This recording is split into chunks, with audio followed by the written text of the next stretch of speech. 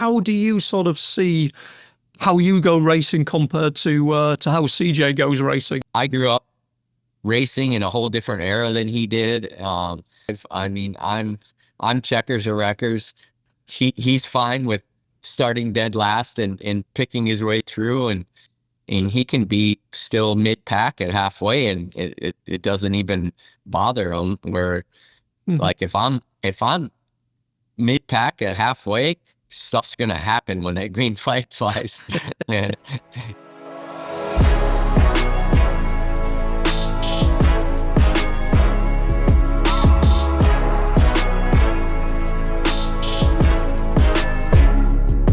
Welcome to the latest episode of the Racer Debrief. We're looking ahead to the Polaris Crandon World Championships, and to get us in the mood for some short course off-road racing, I think we've got two of the biggest names in the business. We have Johnny Greaves and CJ Greaves, a Hall of Famer from off-road racing, and a guy who is building up a heck of a reputation and a laundry list of championships in CJ. So, guys, welcome to the debrief. Yeah, thanks for having us. Yeah, for sure. Thanks. Well, quick question for people who maybe don't know the significance of Crandon World Championships. I mean, for short course off-road racing, I guess this is your Indy 500, this is your Daytona 500, this is the big one.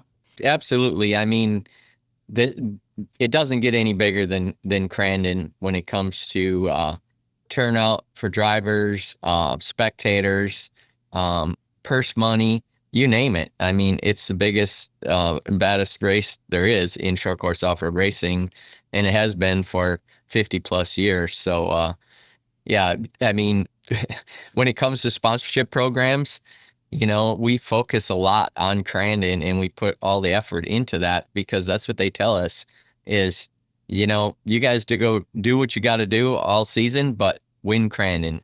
So we put a lot of effort into it. And CJ, for people who sort of equate off-road racing with Baja, with long distance sort of point to point, just gives a take on short course and basically the format, the style of the racing. Yeah, I mean, obviously, when you're doing the Baja and the desert point-to-point racing, it's a lot more lower pace. It's the intensity is probably 75-80% majority of the time. You're trying to keep moving, but you're also trying to get to the finish line. Where you come into short course, it's gloves off. It's 110% from the minute we drop the green to the minute the checkered flag throws. So something a little different that we have. We do practice and qualifying. Similar to a lot of different racing out there. We do a mandatory invert no matter what. Fast qualifier picks either a 2, 4, or 6, and that's how many vehicles in the top 6 get inverted. So you draw a 6, fast qualifier goes to 6th, second goes to 5th, and so on and so forth. And then keeps racing interesting. You never got the fast guy really starting up front. And then on top of it, we have a mandatory caution at halfway. They link us together, and we get to go yellow, whether there's a yellow in the race or not, and bunch everybody back up, and then the second half of the race fires off again. So there's a couple unique things to it, regardless of the tracks being right around a mile, some a little bit more, some a little bit less. For the most part, it's a lot like maybe rallycross racing. And Crandon has got its own character in Crandon in terms of just airborne, in terms of the jumps, in terms of just the speed of the place. This really is the cathedral of short course off-road racing. Yeah, I mean, Crandon is legendary for many reasons. Outside of the parade and the car count and the purse and the fan spectators, it's the only race that we still do a land rush start right out of the gate. So not only do we have a land rush start, we do 100 plus miles an hour into turn 1. There's only 2 tracks that we get close to 100, which is Crandon. We can break 100 depending on track conditions. And then Bark River, we get really close. So a majority of other tracks were in that probably 70 to 85 range. So on top of everything else that goes along with Crandon, it also brings the high speed with it. Definitely contact is part of the game in short course. And Johnny, I mean, you sort of got maybe a little bit more than you wanted this year with the, with the accident and having to miss a couple of rounds. I mean, that's just part of the sport, I guess. The fact that close is sometimes too close. Yeah. Unfortunately for me, I'm getting up there in age, and I've been around this sport quite a bit, and I may not have the natural talent that he does, so I tend to push it a little bit harder and probably take more chances than most, and it results in some accidents once in a while, and I guess you could compare old school to new school, right? So I'm a bit old school, and I just it's throttle down and drive as hard as I can and hope it works, and sometimes it doesn't work. So yeah, I had a accident at ERX where I overshot a double jump and landed into the face of the third jump and kind of stuffed the front end, and I didn't feel the crash was bad enough to do the damage it did, but I think I was wearing a very old school neck brace that the series allows me to use because I'm an ex-pro motocrosser, and I have broken collarbones, both sides, that each one has been broken 3 or 4 times. So, the neck brace that I was using at the time accommodated those collarbone injuries, but unfortunately it put a lot of pressure on my chest, and with the angle and the impact and everything, it just it cracked my sternum. So I was really disappointed. I tried to keep going, and it just I could tell right away. I thought I lost my breath, but it was more than that. So went to the hospital, got an X-ray. Yep, broken sternum. He said 4 to 6 weeks, and after 4 weeks, I was doing push-ups in the pits, and I said I got to run this truck. I just love doing it, and I don't know how much longer I can do it. So every opportunity I get a chance, I want to do it. And Bark River is probably one of my favorite tracks. So I just dug deep and said, I'm racing Bark River. I'm going to find a way. And Bark River, a big weekend. Not only your return, but CJ, you put up some pretty big total numbers at Bark River. The 200th win, well, actually the 201st win as well. So just talk us through, what that means to you. Yeah, I mean, Bark River was a huge weekend for us. Not only, like my dad said, one of many of our racers' favorite track. It is technical, has a lot of different lines, but yet it has that high speed, a lot like Crandon does. So it's always fun when we get to go to Bark River, and then with going in with 199 pro wins on the line already, going for 200, and then went out, qualified first in all 3 classes, kind of set the tone of like, all right, 200's got to be here somewhere. And it ends up getting rained out Saturday. Yeah. So we go into Sunday, and we're going back and forth as drivers in the series going, do we want to do 2 races per class as far as the pros go on Sunday, or do we want to cancel one? And we ended up deciding to race twice on Sunday. We ended up doing a full pro round in the morning, and then run sportsman through the afternoon, and then a second round in, going out early in the morning just to, I guess, make things exciting right out of the gate. I was trying to get around another Pro 4 driver and caught the bank on the inside, and ended up putting me up on the bike, and tried to steer out of it, and it kind of spun around like a monster truck would do a little bit, and ended up flopping on the door. And it was just like, man, is 200 going to be that cap that is going to get the best of me for the rest of the year? So we were able to, the truck had a minor damage to it. I think when I was steering out of it, the wheel was pulled so far down, it ended up popping a Heim on the upper arm in the front. But that's something that easily fixed. We had spares. We were able to swap it out, and the truck was still 110%. So we knew going into the second round of racing later in Sunday, I had 3 more opportunities. And honestly, it was really out of mind. I didn't even think about it. And the announcers and some of my family and crew probably had a better count on it and better paying attention to it more than I was. So I went out there just to win, right? At the end of the day, the goal is to win the race and do what my job is and go out there and drive the best I can. And to be able to go out there in the pro stock UTV and get it done right out of the gate in the second half of the day was awesome. I was so pumped on the race, and I never even remembered that it was 200. My mom came running up and had a flag, and we did some cool stuff for memorabilia of the 200. And as it went on, it kind of set in a little bit more. Like, man, I think probably Tuesday it really set in. I was talking with one of my friends, and he's like 200. Like, do you realize what 200 pro wins is? And I was like, no, I guess I never really like sat down and took it all in. So.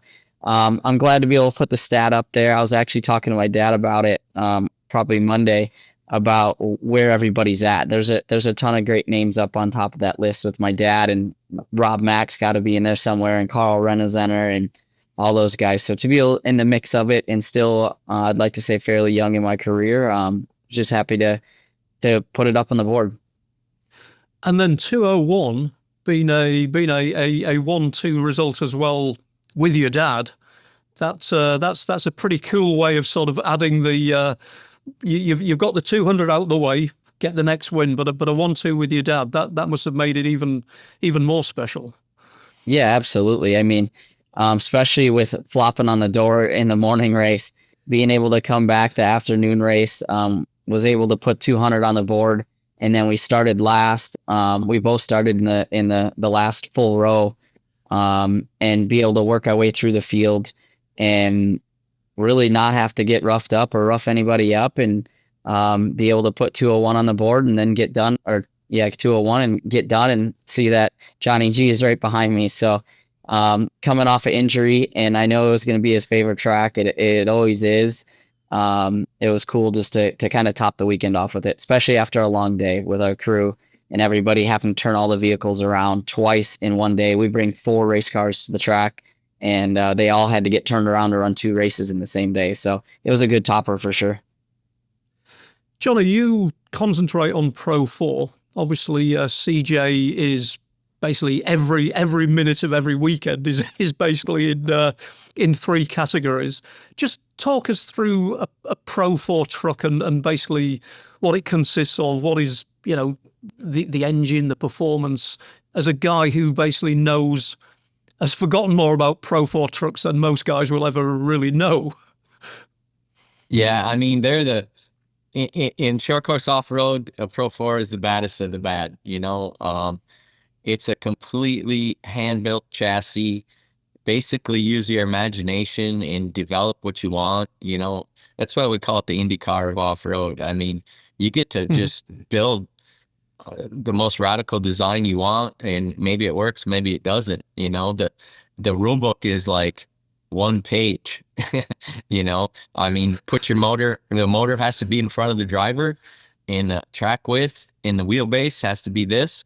Other than that, you can pretty much run with whatever you want, and that's what makes it really cool. I mean, it also is what makes it a little bit limited, when it comes to car count, because a lot of people are afraid of it, right? Because guys like me that have been doing it for, 30 plus years, we built just about every creature we can think of, and to just jump into it and try to build one, it is a little bit difficult, but honestly, most of the guys, they go to guys that have been in the class and ask for advice or buy a chassis. We sell a lot of our chassis, so they're just, it's an unlimited, wild man machine. I mean, I tell everybody, if you're going to drive a Pro 4, only do it if you're ready, because you're going to want one after that.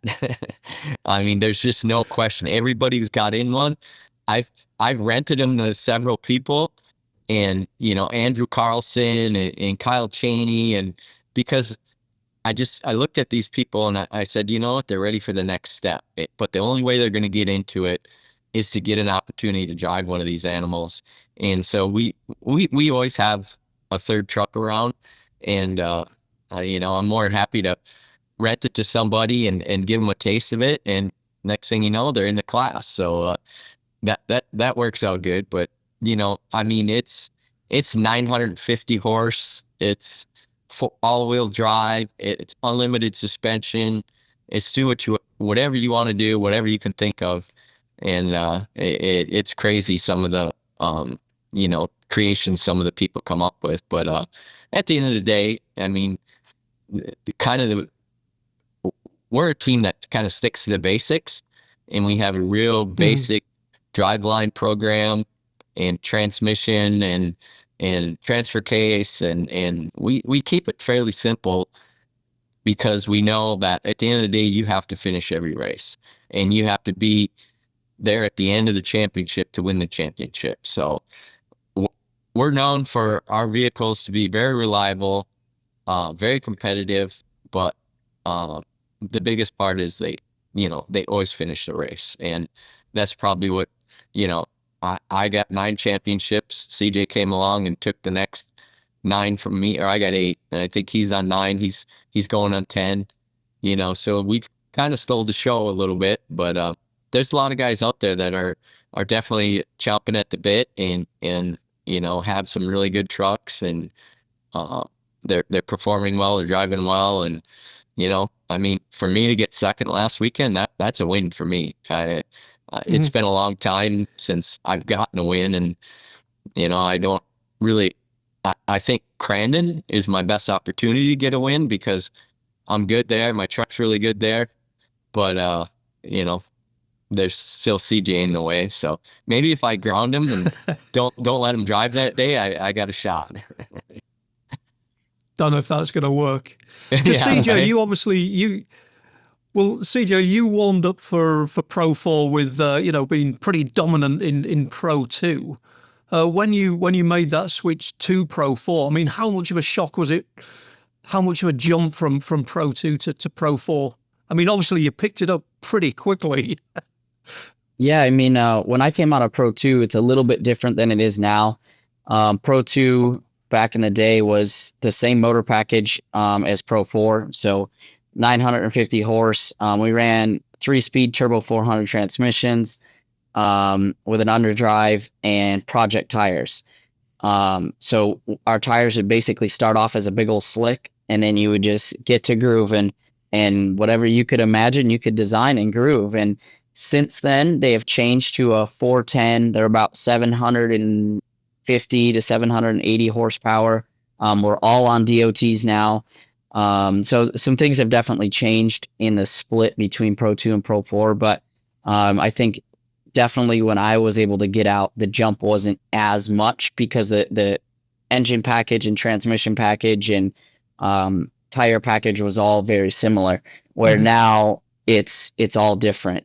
We still, obviously, Pro 4 being the top dog is unlimited horsepower. If you want to run 1,000 horsepower, get after it. It's 10 pounds per cubic inch up to, I think, a 440 or 460 cubic inch.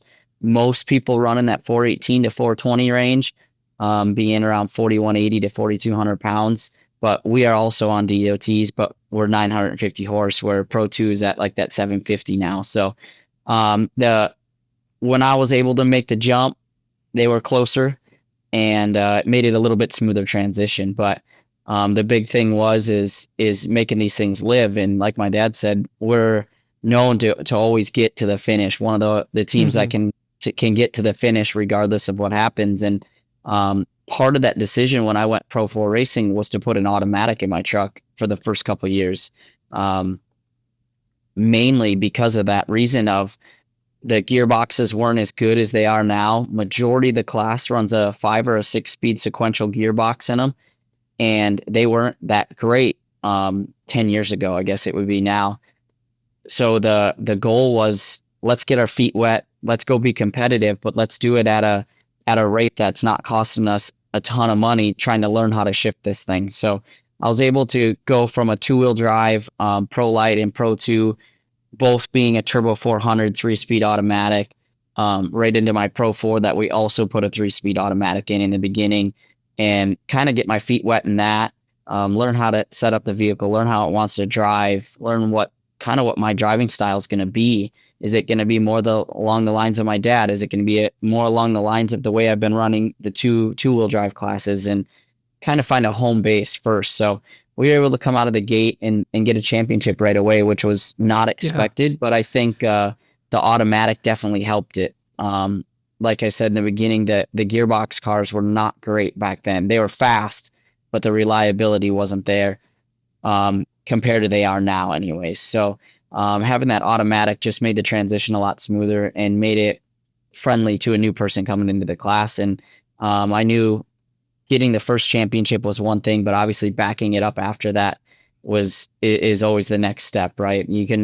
Sometimes you can get one and some people think it's real and some people think it's a fluke. And to be able to back up a bunch of them, I think we went 5 straight, and then Kyle Duke got one in there, and then we've went the last 4 or 5 straight now. So it's been a heck of a ride. I'm glad we were able to continue to grow with the sport and the class and evolve with it and continue to build front running trucks. CJ, you made an interesting point there about driving styles between you and Johnny.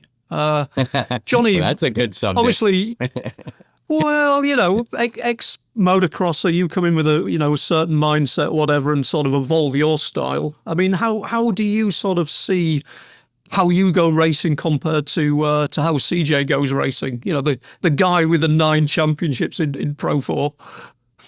Well, it's pretty obvious. You watch him drive and you watch me drive. I mean, I'm checkers or wreckers. He's very methodical, very patient. I go for the start. I want to lead from start to finish. And if I don't, I feel like I got to get there in 1 lap, he's fine with starting dead last and picking his way through. And, at the we do a halfway point in our races, and he can be still mid pack at halfway, and it doesn't even bother him. Where like if I'm mid pack at halfway, stuff's gonna happen when that green flag flies. And it's just it's an old school mentality. I mean, I grew up racing in a whole different era than he did. We had guys like Walker Evans and Jesus, you name it, Kurt LeDuc and Jack Flannery and all these guys. And these guys, they raced you hard, and there was no love at all, right? Like it was banging door to door. There was 25 Pro Force out there, and maybe 10 finished on a good day, and the rest of them were sent into the woods, So I guess I got raised in Pro 4 a different way than he did. It was definitely more aggressive. So unfortunately, I still have that mentality of driving in me, where I probably drive way more aggressive than I need to, and now not being as smooth and methodical as I used to be. It takes a little more to get it done. So it's part of it. But yeah, he's definitely the new generation of race car driver. I mean, it's amazing to watch. He almost looks like he's going slow when he's going fast, because he's so smooth and just takes his time. So, I'm glad that he's under our tent. That's for sure. And CJ, you're every single weekend you are basically full on three classes. I mean, is that 3? How do you sort of like change the mindset from switching between classes, or are there more similarities than differences? Luckily now, compared to prior years, prior to UTVs, I ran either like Pro Light and Pro 2 or Pro 2 and Pro 4, which was a 2-wheel drive and a 4-wheel drive truck in the same day. And that mentality was a lot more, you had to be a lot more disciplined with that, right? The 2-wheel drive, 900 horse, you're doing everything you can to keep this thing from spinning out, and you're chasing the cushion, and you're running a completely different line choice than you are in the 4-wheel drive stuff, where since 2015, 2016s, and UTVs have become a thing and kind of evolved the sport. Luckily, those all being 4-wheel drive makes it a little bit easier. easiest way, and the other thing that really helps me is they start slowest to fastest. So I start in pro stock, and it's just the way it all lays out. But I start in pro stock, which is about 100 horsepower. They're very light. They're only 1,500 pounds with the driver in them, or 1,600 pounds with the driver in them. 8 inches off the ground, and they're like racing a go-kart, 64 inches wide. So it's all about carrying speed, carrying the momentum, trying not to break any momentum, right? You're not doing anything really aggressive. You're not throwing it in. You're not doing anything like that. You're learning how to carry speed, run the smooth line, find traction, and keep the car rolling. And then after that, we step up to the Pro Mod UTV, which is a whole new beast. It's 1,850 pounds, 200 to 230 horsepower, also around 8 inches, 9 inches off the ground, but they can be 80 inches wide. They're almost as long as a Pro 4 these days. And there's been, I think, 2 or 3 times this year that we've outqualified Pro 4 with the UTVs. Track conditions providing, hindering one over the other, but they're quick, they're nimble. They're kind of the in-between of Pro Stock and Pro 4. It's still four-wheel drive, but with the more power, you definitely see us coming into the turns a lot harder, a lot more sideways. We're rotating these things not quite to the aggression we are Pro 4, but really close. And they get down with it. I mean, most people, they're another vehicle that's really sneaky fast. They're small, they change direction quick, they can run lines that the Pro 4s can't.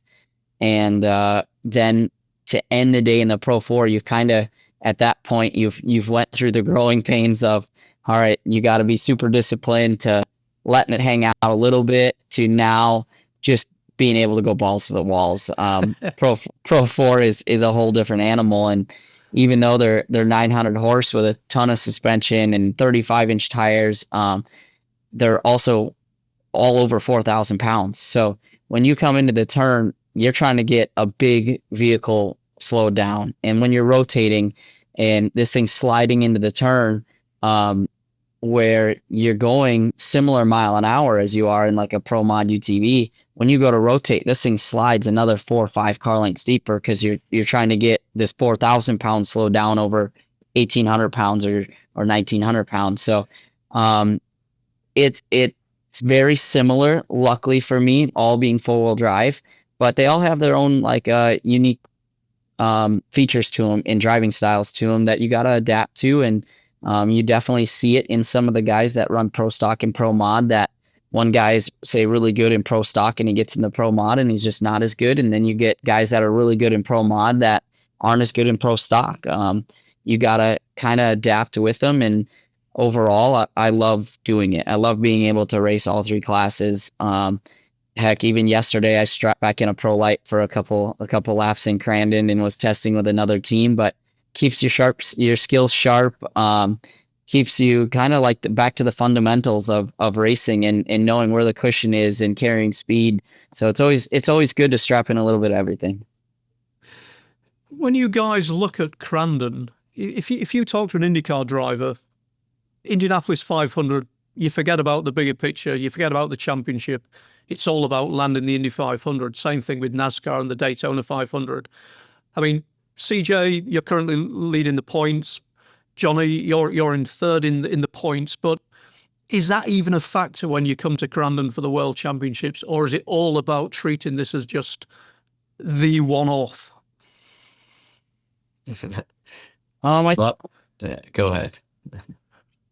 I think Saturday dependent, being that like most sports don't do, we race multiple days. So luckily for us, Crandon, the first day is for points and the second day is not for points. So you kind of get your points racing out of the way on Saturday, and then Sunday it's like gloves off. It's Crandon, baby.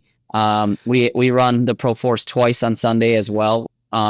So you get 2 shots at it. You get your regular race in the morning, class race, and then that crazy style cup race, like millions of people have got to see in the spring run, the Pro 2s and the Pro 4s. So come Sunday, you no longer care if there's another race coming, if there's a points race next or anything. It's gloves off. I want to be the top dog, and leave Sunday Crandon as a winner. Just explain, Johnny, just give us the rundown on how the World Cup race actually, with the Pro 2s, mixing it with the Pro 4s, which, by the way, means, I guess, that you guys will be racing against Kyle as well. So it will be many Greaves in the field. But how does that work out as a race format, the World Cup itself? Well, it's pretty interesting because every race during that weekend means something, building up to that final race. So we go into Saturday, you qualify for Saturday starting position, and then your finish on Saturday or your best lap times sets you up for Sunday's starting position, which is important because your Sunday finish actually sets you up for the Cup race starting position. So you really need to be on your A game from Saturday morning all the way through. I've had weekends where I've done great Saturday, Sunday, and then gone in the Cup and not so good. And then maybe you don't do good on Saturday, and it just messes you up. Crandon's the only race that still has a land rush start where we all start in a row, and we drag race to turn one. And it's so important to be somewhere in that top 5, I'm going to say. And, so if you screw up one of your races heading up into that Cup race and you're on the outside, you've pretty much, I'm not going to say you're out of it, but you've made it a lot harder because not only do you got to pass all those Pro 2s, but, now you got to deal with the guys in your own class that are starting in front of you. I mean, the ideal situation is, you do good enough in every race where you have a great starting position for the Cup race. You get to that first turn first out of the Pro 4s, and you can navigate your way through the Pro 2s and not have to deal with the Pro 4 class behind you. And the Pro 2s do slow you down, then they don't really give you a lot of leeway for that when they do the split. It's kind of based on lap times. We're usually 3 seconds a lap faster, so they give them a 30-second head start, ish.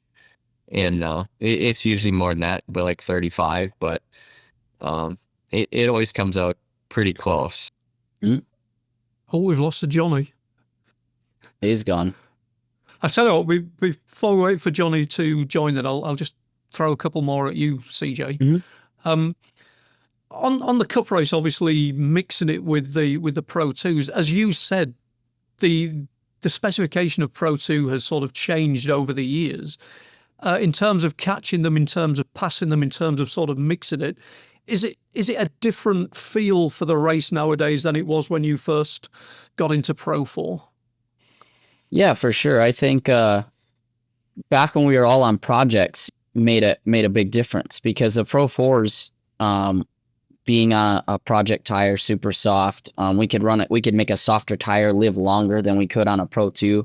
A Pro 2, we'd typically run, as weird as it sounds, like 3 softs and a medium. Majority of our tracks are left-hand dominant. So we would run a medium on the right rear and run softs everywhere else. Where the Pro 4s, we could get around with softs all the way across the board and still have a tire at the end. And not only could we make them live, but we could cut them even smaller and smaller and smaller and put more grip into the tire, which allowed us, as the track moves up and the groove goes up, the Pro 4s can keep kind of going down. The Pro 2s kind of start at the bottom of the banking in majority of the turns, or say lane 2 is kind of where they start, or lane 2.5 seems to be the race groove, and then they just keep working their way out. Where the Pro 4s come halfway, and their Pro 2s are now at lane 6 or lane 7, we could go back down to lane 1. There was enough dirt there. There was enough grip there that we could stay down there, and really be able to get our way through a lot better. Since they have went to the small 1 DOT tires to the spec engine Pro 2s, they get a little bit bigger head start. And there are days, like a lot of people saw in Spring Crandon, that the Pro 2s and the Pro 4s end up running the same line. We don't quite have the grip and the ability to run down in the blue groove like we used to. We still run better, obviously, than a Pro 2 would run in the blue groove, being four-wheel drive, but we're all chasing traction now. We're running a DOT tire, a tire you can go buy off the shelf, grooved up a little bit to enhance them, to make them a little bit better, but ultimately, we're all looking for traction. So you'll see the Pro 4s way up by the top of the track chasing the cushion just like the Pro 2s are, which makes it harder to pass. When we're both fighting for the same lane, it makes it a little bit more dicey. You gotta sometimes maybe move them out of the way or throw a slide job or do what you got to do being a Pro 4 coming through. And 90% of these guys know a Pro 4 is coming, right? We all have communication. They know who it is, what their driving style is, and how close they are when you end up meeting, and how close the closing speed is. So the racing's definitely changed. I don't know that it's changed the result as far as like from a spectator point. I think they probably won't notice the difference really between the two, but as a driver point, you definitely lose some of the ability once we kind of went to the DOTs on what your late race strategy was going to be. What would be the circumstances where a Pro 2 could potentially win, or is it basically inevitable that a Pro 4 will win there? No, I mean, Pro 2s have won a good bit. We've won. Pro 4s have went on a streak. Obviously, Keegan won the spring run this year after the crazy finish. But what seems to be, in my opinion, the struggle of the Pro 2s lately is there's 2 or 3 guys that are fast in Pro 2, right? And 2 years ago, it was Mickey's race to win. 100% Mickey Thomas's race to win.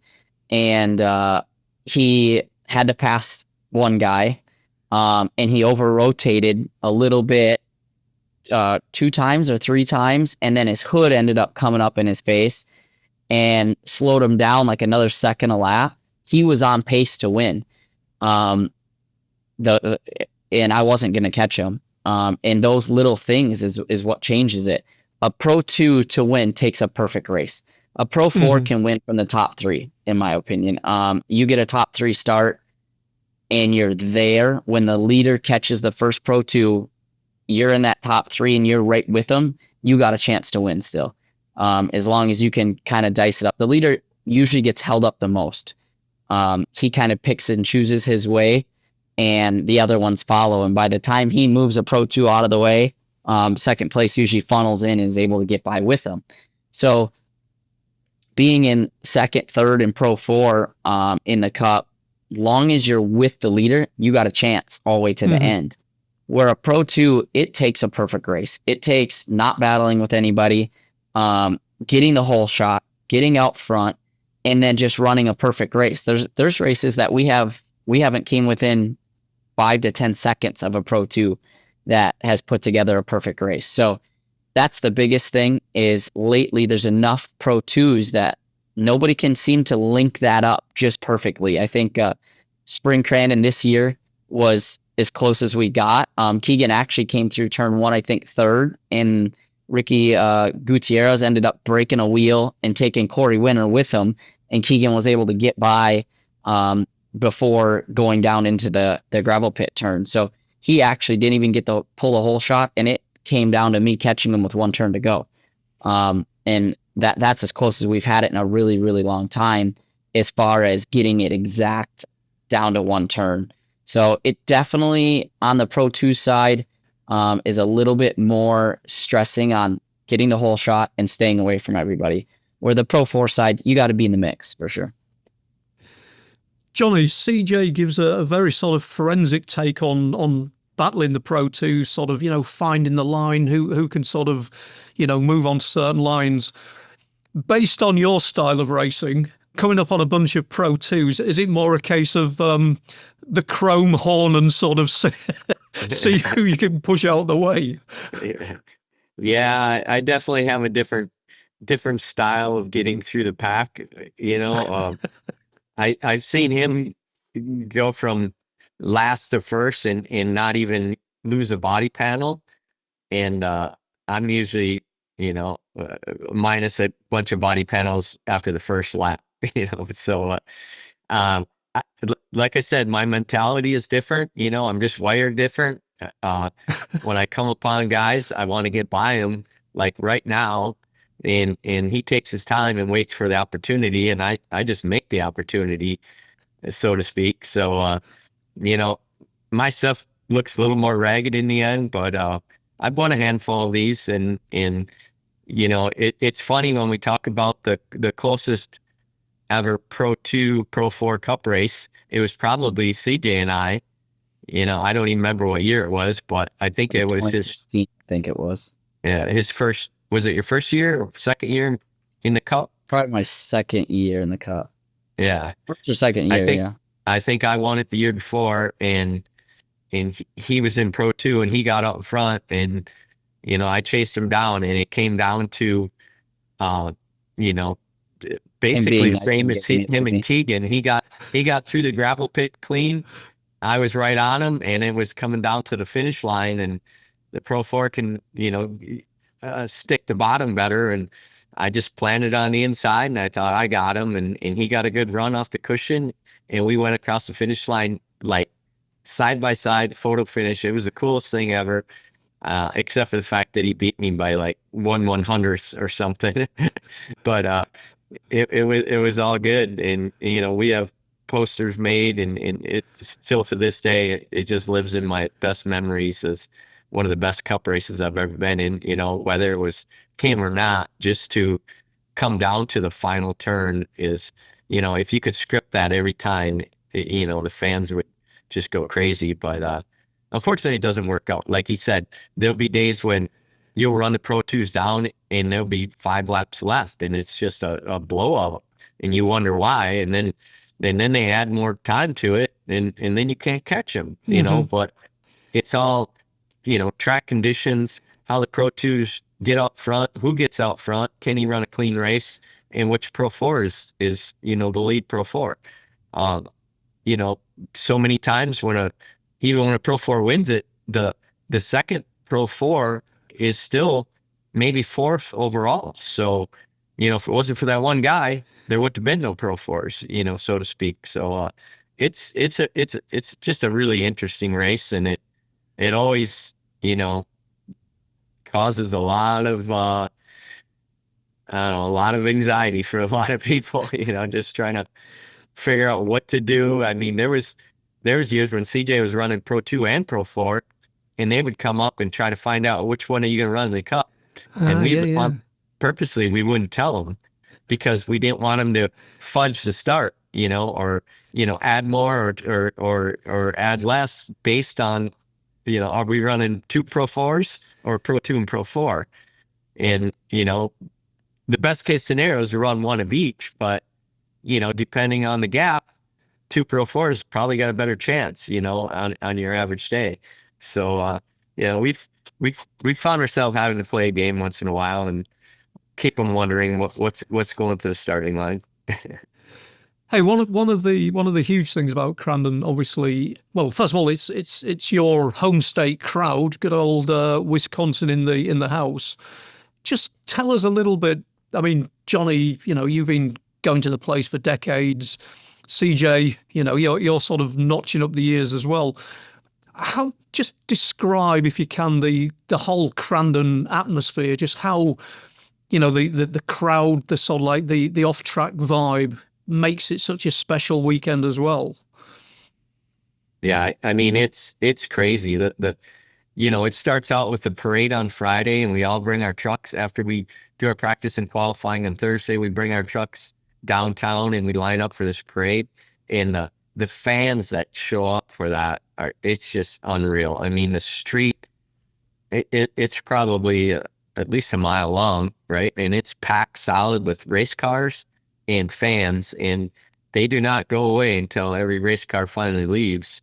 It goes on for 3 to 4 hours. That's kind of the start of the whole weekend, but it sets the vibe. I mean, right away how the weekend's going to go when that parade starts and the fans turn out, and it just gets crazy. And from there, we're just wide open. I mean, it's race and prep, and come Sunday, we got to race early in the morning and turn these things back over for the cup race. So, just the whole Crandon thing is just amazing. I mean, the way they turn it into such a huge event and a fan friendly event is just really cool. I mean, it's everybody is kind of working towards that and changing the way they present their races a little more to get the fans more involved.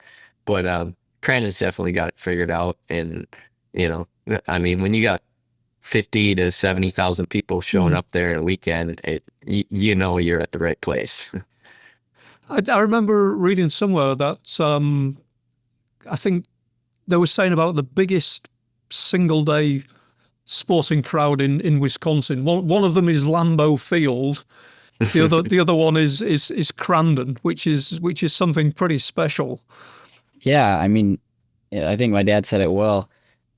It's just something that there's a place that you can go that there's something for everybody to do. It's filled with kids. It's like camping with racing on top of it, and a parade on top of it, and candy for the kids, and entertainment every night. There's bands, and now there's multiple bands going on within the property or the facility each night, from basically Wednesday to Sunday night. Monday being Memorial Day. Majority of the world has Memorial Day off, at least the United States, and they continue to have that entertainment through Sunday night. So it's somewhere where you can go, you can bring your family, you can bring your friends. I know tons of people that is like one of their family gatherings. That's what they do every year. We're getting campsites, we're camping together, we're going to Crandon. They watch the races, obviously, at night, between going to the bands and having fires and cooking out and everything. It just makes it a 4 or 5 day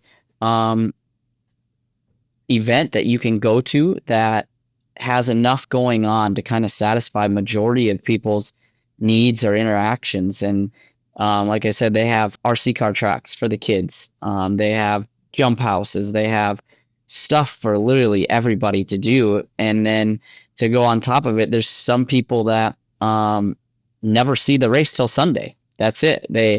They drink from the minute they get there on Thursday or Wednesday, and they don't get sober until Monday. And some days they make it out of the back, and some days they don't. I mean, there's a whole area that's literally called Jurassic Park. That's where you don't bring your kids. That's the back. And those are the people that come there every year, year in, year out, been coming for 30 plus years, and maybe saw 10 races in their life. But they come for the events, the stuff going on, the camaraderie of all their friends, of being able to camp. They can basically come to a campground and camp, and some of their friends are into racing. They go watch during the day, and the people that aren't go do other stuff. So it is an event that I think everybody needs to see once in their life, whether you're into racing or not. The first time you drive through the town of Crandon and you look around and you go, this place is going to have potentially 70,000 people here. There's not even a stoplight in Crandon. There's one stop sign. And if you're on the highway, you don't even need to stop at the stop sign. So to just think that they bring in that many people 1 year out, or 1 day, 1 weekend out of the year, and then top it off with just so many different things to give people to do. It's something that needs to be a bucket list for people, whether you're into racing or not. I think you show up, you do it one time, and you'll forever long want to go back.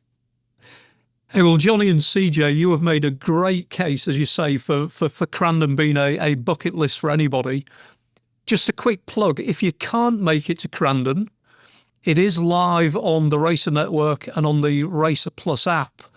But guys, you've obviously got a bit of preparation to do. Get ready for Crandon. Really, really appreciate you finding the time to check in with us. That was some great insight. So all we've got to do now is basically wish you the best of luck for a successful weekend. And thanks very much for joining the Racer Debrief. Yeah, thanks for having me. We appreciate it. Yeah, for sure. It was a good time. Sorry for the the little inconvenience here, but I have this thing called podium fishing. If I get on the podium, I go to my house in Florida and I go fishing. So, you know, I'm here on my own, and you know, I'm a little out of touch with the world right now, but we made it happen. So, yeah. Well, Thanks fingers again. crossed that you've got some post Crandon podium fishing then. That's right. That would be a good weekend. Yeah. Well, I caught enough yesterday where I think I should be good through Crandon. So the boys are in trouble come Crandon. Hey, thanks a lot, guys. That was great. Thank you. Yeah, thanks. Thanks again.